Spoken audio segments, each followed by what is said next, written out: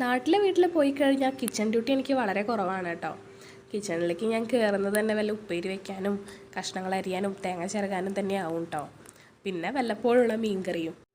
അമ്മ മീൻകറി വെക്കുകയാണെങ്കിൽ എപ്പോഴും ഒരേപോലെയാണ് കേട്ടോ വെക്കുക. എൻ്റെ വീട്ടിലെന്ന് പറഞ്ഞു കഴിഞ്ഞാൽ എല്ലാ പ്രാവശ്യം മീൻ വാങ്ങുമ്പോഴും ഓരോ ദിവസം ഓരോ പോലെയാവും കേട്ടോ മീൻകറി വെക്കുക. അപ്പോൾ അതുകൊണ്ട് തന്നെ ഇന്നിപ്പോൾ അമ്മ മീൻകറി വെക്കുകയാണെങ്കിൽ പിന്നെ അടുത്ത ദിവസം ഞങ്ങൾ മീൻ വാങ്ങുമ്പോൾ അപ്പം ഞാൻ എൻ്റെ രീതിക്ക് വെക്കുകയാണ് കേട്ടോ ചെയ്യാറ്.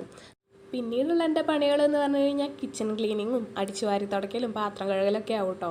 മെയിനായിട്ട് വരുന്നത് ആമിക്കുട്ടിയുടെ ഡ്യൂട്ടി തന്നെയാവുമേ. ആമിക്കുട്ടിയുടെ പണികളെന്ന് പറഞ്ഞു കഴിഞ്ഞാൽ അത് ഒന്ന് തീരുന്നതിന് പിന്നാലെ അടുത്തത് ഇങ്ങനെ വന്നുകൊണ്ടേ ഇരിക്കുമല്ലോ. അങ്ങനെ തന്നെ ആവുമല്ലോ എല്ലാ മക്കളുള്ളവർക്കും. വീട്ടിൽ ഞങ്ങൾ ഇടയ്ക്കിടയ്ക്ക് പരിപ്പ് വടയൊക്കെ ഉണ്ടാക്കും കേട്ടോ. അപ്പോൾ അമ്മ രാവിലെ തന്നെ പരിപ്പ് വെള്ളത്തിലിട്ട് വെച്ചിട്ടുണ്ടായിരുന്നു. അപ്പോൾ ഞാനൊന്ന് ഉച്ചയ്ക്ക് ഉറങ്ങി എഴുന്നേറ്റ് വന്ന് ചായ കുടിച്ചിട്ട് പരിപ്പ് വട ഉണ്ടാക്കാമല്ലോ എന്ന് വിചാരിച്ചിട്ട് പരിപ്പ് വടയിലേക്കുള്ള പണികളിൽ നിൽക്കുകയാണ്. പരിപ്പ് വടയൊക്കെ വറുത്ത് കോരിയെടുത്ത് ആമിക്കുട്ടിക്ക് കൊടുത്തു, ഞാൻ കഴിച്ചു, വിളക്കൊക്കെ കൊളുത്തി. അങ്ങനെ വിളക്ക് കൊടുത്തുന്ന സമയത്താണ് കേട്ടോ ഞാൻ കഴിക്കണത് തന്നെ.